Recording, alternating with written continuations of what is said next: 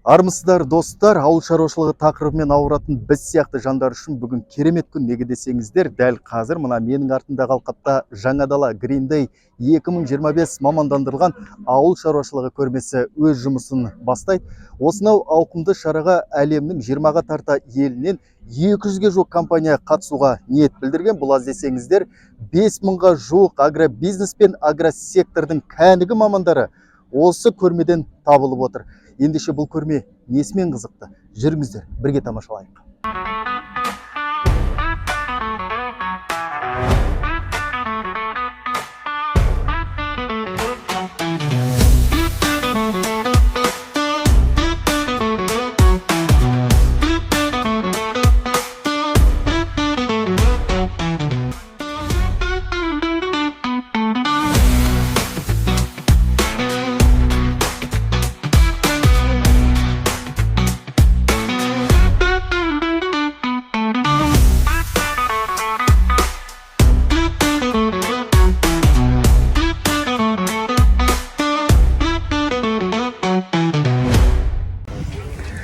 Достар, қазақ болғаннан кейін бүйрегіміз төрт түлікке бұрып тұратыны рас. Бұл көрмеде малдың бірнеше тұқымы жұртшылық назарынан ұсынылған. Ірі қараның өзінде әулиекөл, ангус, гольштейн, қалмақ сиыры секілді бірнеше тұқымы осы көрмеге әкелінген. Мәселен, менің артымдағы қазақтың әйгілі ақбас сиыры, соның бұқасы. Міне мына бұқа көріп тұрсыздар ма? Максвелл деген бұқа екен. 5 жасар бұқа, салмағы 900 келі тартады. Ғаламат қой. Бұл біздің өзіміздің отандық өнім деп айтуға болады. Өйткені енді ұмытпай, алдында қазақ деген сөз, казахская белоголовый деген тұқым. Бұл бізге бір жағынан намысшыл деген де бар. Өзімізді патриоттық сезімімізді жібермей, бізде қалыптасып, әлемдік деңгейге де шығарып, келешекте енді біздің өзіміздің кішігірім деп арманымызды айтуға болады. Қазақстанда екі қадам жасадық. Мысалы, қазір ресторандарға барған кезде ақбастың етінен бургер дегенді көре аламыз. Бұл жаңалық болып есептелмейді.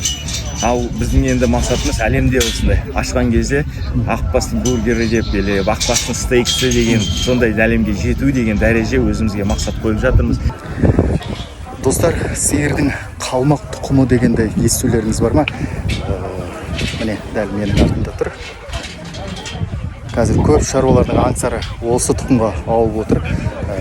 Бұл қалмақ сиырының көптеген артықшылықтары бар көрінеді.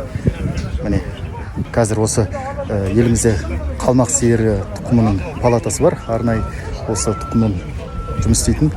Соның өкілін іздеп көрейік. Сол кісіден және осы қалмақ сиыр туралы толық мағлұмат аламыз. Бұл тұқымды бізде көбінесе шаруалардың өзі күннің ыстығына азыққа таптырмас, талғамас жағдайында бағуға өте тиімді тұқым деп бағалап отыр. Сол себептен бұл тұқым бізде жаңағыдай ыстықты, шөлді жерлерде көп өсіріледі.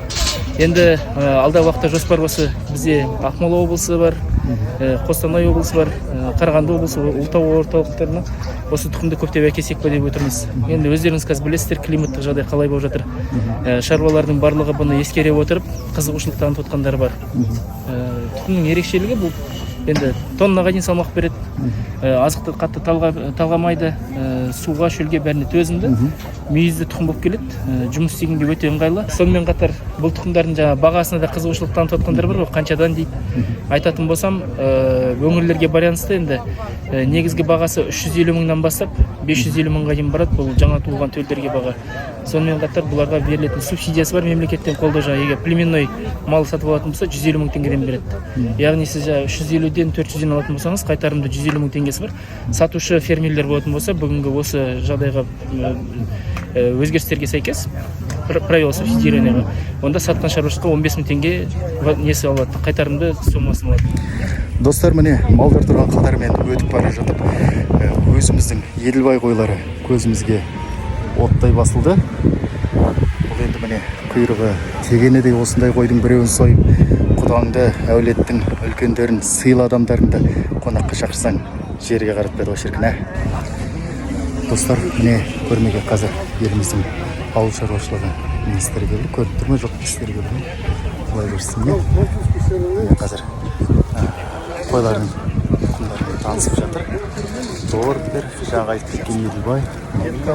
Бұл да осы көрмені ауқымын көрсетсе. Сколько поголовья у вас анус? А? 6 тысяч. 6 тысяч, да? Калмыкия.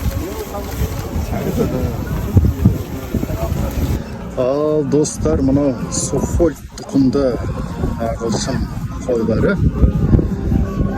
Бұл қойлар енді біздің қазақ тұқымдарға қарағанда сәл нәзіктеу болып келеді. Неге десеңіздер, ыстықты көтермейді, өрісте жайылмайды.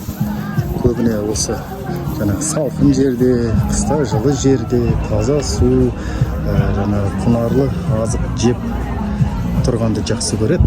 Бірақ бұл малдың бір артықшылығы, бұлар экспортты тауар ретінде өте өтімді, яғни шетелге шығару, шетелге саудалау. Арабтар осы малды жақсы алады дейді.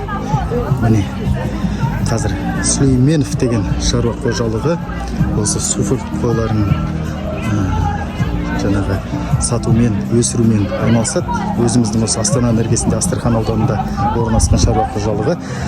Оларда осындай қойлардың 10 мың басы бар екен. Еттілі. Еттілі тұқым. Қозыларда еттілі. Қанша салмақ береді? Енді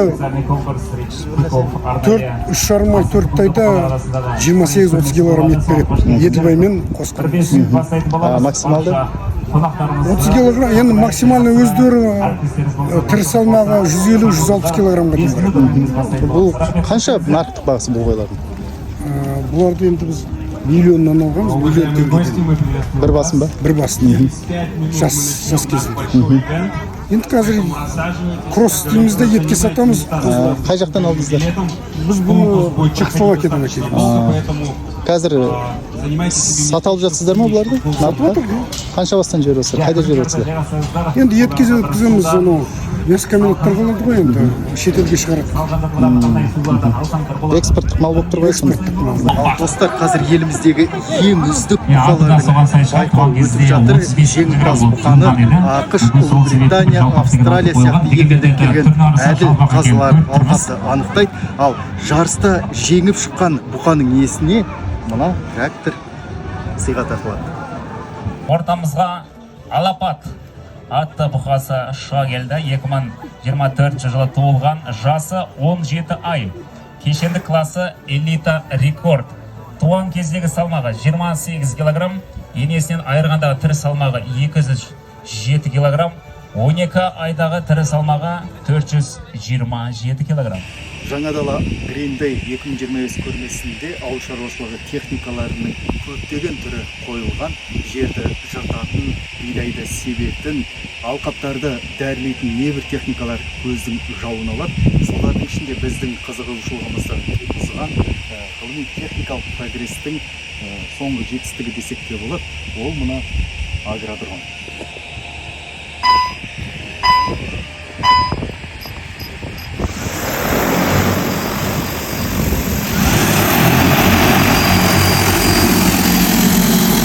Бір зарядпен, бір толтырған бакпен, сосын бір аккумулятормен 4 гектарды бітіріп тастайды. 10 минутта сол 4 гектарды бітіреді ғой. Бір сменада максимально біздер жасап көргеніміз 220 гектар. Бір сменада 200. Бір дронмен. Бір дронмен. 2 дрон болса онда бір адам, бір команда 2 дронмен сразу қолдануға болады. Мысалы деген көбісі ол былай ойлайды ғой, 2 дрон болып, мен біреу 200 болса 400 деп. Жоқ, 2 адам деген любой случай шамалы енді уақыт алады. 2 дронмен примерно бір 350 дрон, 350 гектар жасап болуға болады. Ширина захвата 11 метр, максимальный 11 метр, ең минимальный 10 метр. Культураның үстінен примерно бір 3,5 метр биіктікте ұшып жүреміз. Ең төмен бағаны, ең төмен болған кезде мен 1,80 болып ұшып жүрдім. Қарбыздың үстінен фунгенцит шашқан кезде сол 1,80 метр биіктік көтердім. Бірақ онда ширина распылы дейді, шамалы кішірейеді, 8 метр қалған максимально. Ал енді басқару жағы қалай бұның? Адам керек қой, маман керек. Маман. Біздер 3 күнде маман дайындап береміз. Қазіргі науқан бойынша 9 миллион 500 мың теңге. Одан кейін биылдан бастап, осы 1 наурыздан бастап субсидияға кіретін неге кірді, спискіге кірді.